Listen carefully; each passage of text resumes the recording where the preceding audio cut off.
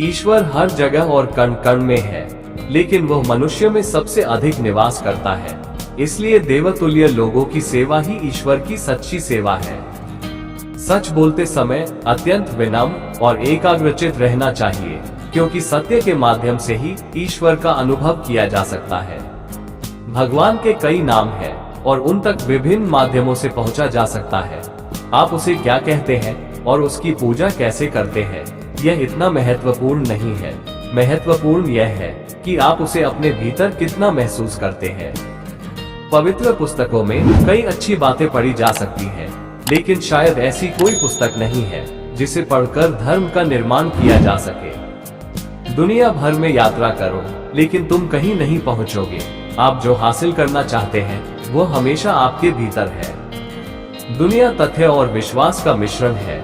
विश्वास बनाने वाली चीजों को त्यागें और सत्य को अपनाएं।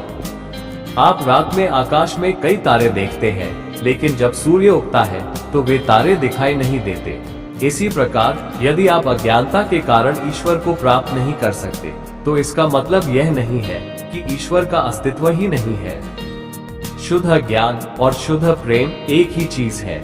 केवल ज्ञान और प्रेम से ही लक्ष्य प्राप्त किया जा सकता है, और यहाँ प्रेम नामक मार्ग आसान है। वे लोग असफलता में पैदा होते हैं जो अपनी कड़ी मेहनत से अर्जित मानव जीवन को इस तरह बर्बाद कर देते हैं और अपने पूरे जीवन में भगवान की उपस्थिति को महसूस करने की कोशिश नहीं करते हैं। सांसारिक विषयों का ज्ञान मनुष्य को जिद्दी बना देता है। ज्ञान का अभिमान एक बंधन है। जिस प्रकार धूल भरे दर्पण पर सूर्य का प्रकाश प्रतिबिंबित नहीं हो सकता, उसी प्रकार गंदे मन में ईश्वर का रहस्योद्घाटन प्रतिबिंबित नहीं हो सकता। जब हवा चले तो पंखा चलना बंद कर देना चाहिए, लेकिन जब तक भगवान की कृपा बनी रहे तब तक प्रार्थना और तपस्या बंद नहीं करनी चाहिए। पानी और बुलबुले एक ही चीज है।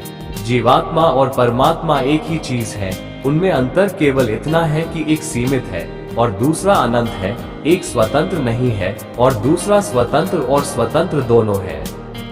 ईश्वर ही संसार का मार्गदर्शक और स्वामी है। जिसने आध्यात्मिक ज्ञान प्राप्त कर लिया है, उस पर वासना और लालच का जहर कभी नहीं चढ़ता। बंधन और मुक्ति केवल मन के विचार है। जो व्यक्ति बिना किसी स्वार्थ के कार्य करता है, वो वास्तव में अपना ही भला कर रहा है। अपने निर्णयों में ईमानदार और बुद्धिमान बने।